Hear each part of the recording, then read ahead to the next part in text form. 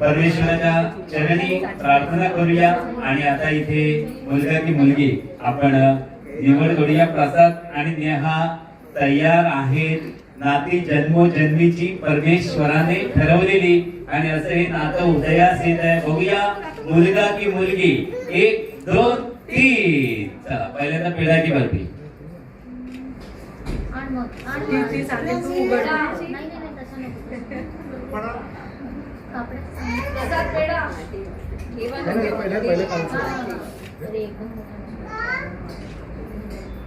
चला आणि पेढा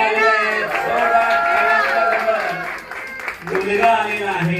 ठीक आहे, मुलांची निवड झालेली आहे आणि आता